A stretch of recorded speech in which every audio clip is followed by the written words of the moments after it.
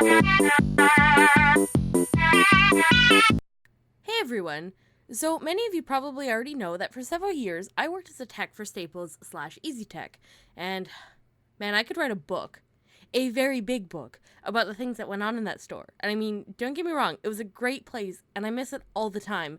I mean, I'm still close with over half the staff that still work there, and it's been well over a year.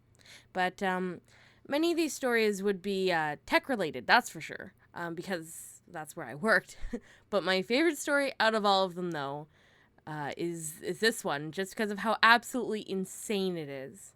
But I think you need a bit of background. So just for clarification, I have no tech history.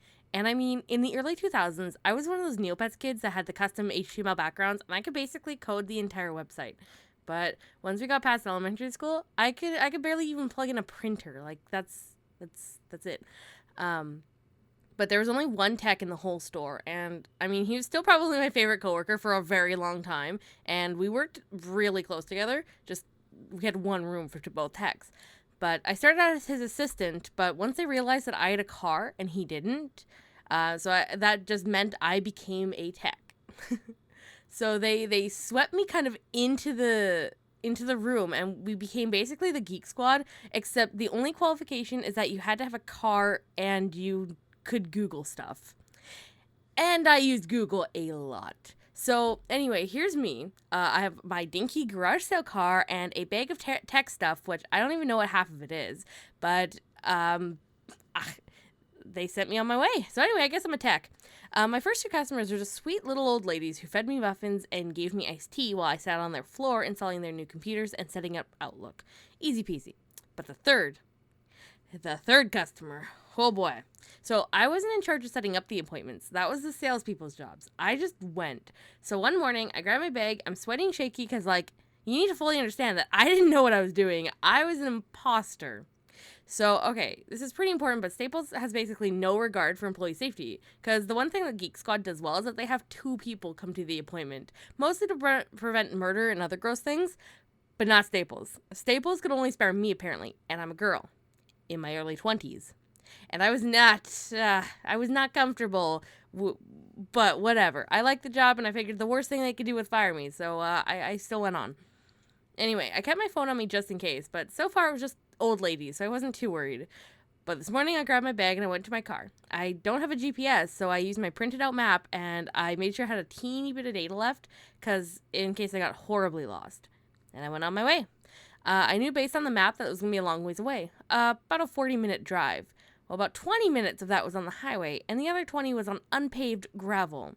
So I was just neurotically checking every sign I passed when they were getting to be few and far between. And just after the 40-minute mark, I pulled over and checked my phone. But there was no signal, and data wasn't loading, so I kind of panicked a little bit.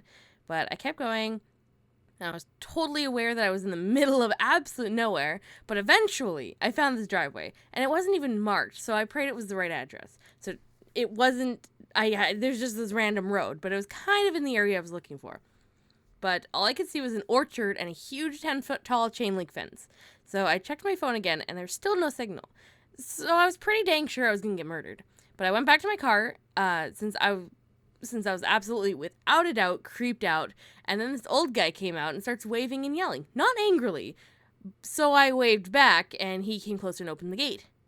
A deer fence, he explained. And to be fair, it made sense, but it didn't set me at ease at all. So I drove up around the orchard while he locked the gate behind me. And don't forget, I still wasn't 100% sure this was even the right house, because there still weren't any address markers. I was just hoping. So thankfully I was right, as he talked endlessly about getting a new computer, and several small flags were going up, but I still didn't have a signal. So I just grabbed my bag and prayed I wasn't going to get killed. So I walked into their tiny one-room house. And honestly, under better circumstances, I probably would have felt super nostalgic and comfortable in this house, but holy God in heaven, today was not that day. His wife, bless her soul, was super sweet and started almost immediately gabbing on about citric acid and pies and fruit while I was taking apart their old computer. But their old computer was maybe only a year old. Windows 10 at the time was less than a year old, and this computer had a native setup. The monitor couldn't have been much older either, so I asked them, since they weren't just replacing the computer, they were changing everything. So I said, the machine is pretty new. Why are you replacing it? And their answer still makes me cringe. Well, you see, the machine is from Asus, the monitor is HP, and the keyboard is from our old Acer. And I think the mouse might be a Lenovo, except they called it Lenovo, just for that sake. So, like, we have 4 different companies spying on us. So we just bought everything fresh and new from Acer, so that way it's just one company. Let that settle in. They honest to God thought that their Lenovo wired mouse meant the entire company was spying on them. But I was bewildered, but I bit my tongue and asked them just to sign the recycle contract. They refused, but told me that I can just keep it. Just don't let a company destroy it yourself. So they trusted me, an employee of Staples, a freaking tech greenhorn, to keep their computer, which I did, but not Staples, the company I worked for, seeing as I was the employee in charge of it anyway. Well, whatever, I didn't argue, I just stuck it in my trunk and kept going.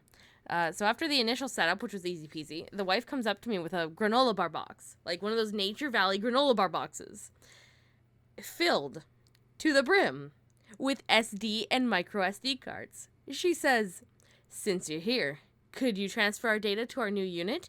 Well, here's the thing about data transfers. We were never supposed to do them like on site since it could take literal days. Seriously, one of them took 14 days. It was pure hell.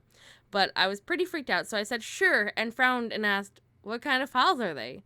I have another appointment, so I might not get through them all." It was a little bit of a lie, but they'd only paid for a basic setup, so I didn't feel too bad. And she replied, "They're photos." I frowned harder. "Photos we took." I sort through the cards. There isn't one smaller than 32 gigs. Of UFOs. I want to cry. Of what? I ask. UFOs! We see them all the time, and we were too afraid to put them in our old computer because Microsoft might take possession of them and give them away. I'm going to be killed.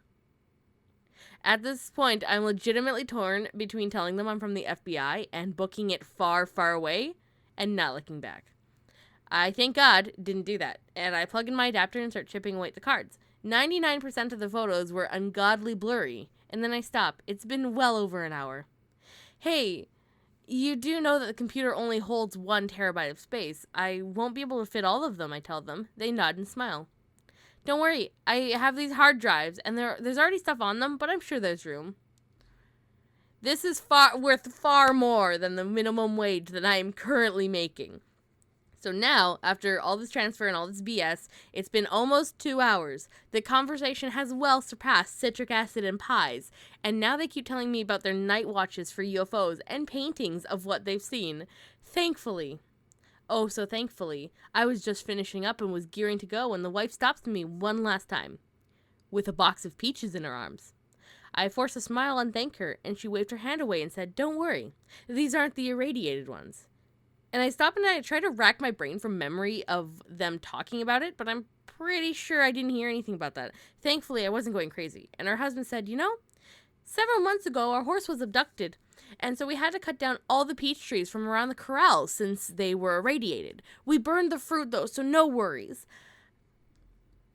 I had so many questions, but I was so done at this point. I was so ready to leave, and I was thanking every deity I could possibly think of that I had not yet been murdered.